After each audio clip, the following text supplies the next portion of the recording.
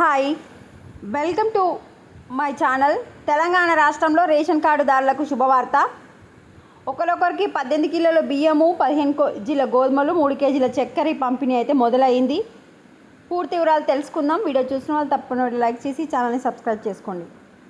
చూడండి, తెలంగాణ రాష్ట్రంలో June, July, ఆగస్టుకు సంబంధించిన ఈ 3 నెలలకు సంబంధించిన రేషన్ పంపిణీ అనేది నిన్న నుంచి స్టార్ట్ అయ్యింది.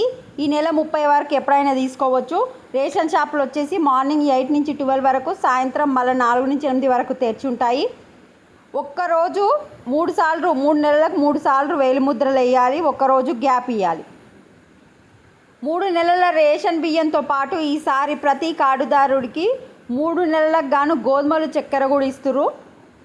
ఒక నెలకు 5 కిలోల గోధుమలు ఇస్తారు. అంటే 3 నెలలు అంటే 15 కిలోల గోధుమలు తీసుకోవచ్చు. 15 కిలోల గోధుమలు, 1 కిలోకి గోధుమకు 7 రూపాయలు. ఒక నెలకు ఒక్కొక్క కిలో చొప్పున 3 నెలలకు 3 కిలోల చక్కెర తీసుకోవచ్చు, 13.5 రూపాయలు.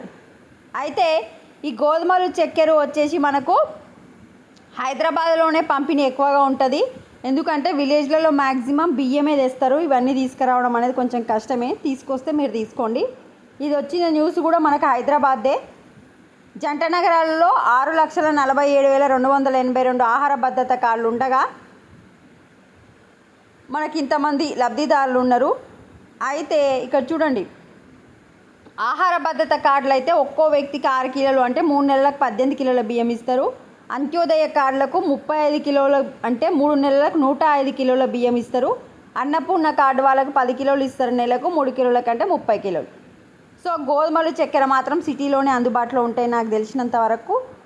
ఈ 18 కిలోలు, ఒక్కొక్కరికి 18 కిలో బియ్యం అయితే తెలంగాణ రాష్ట్రం మొత్తం వ్యాప్తంగా అధికారులు అందుబాటులో ఉంటుంది. వీడియోని లైక్ చేయండి. Thanks for watching.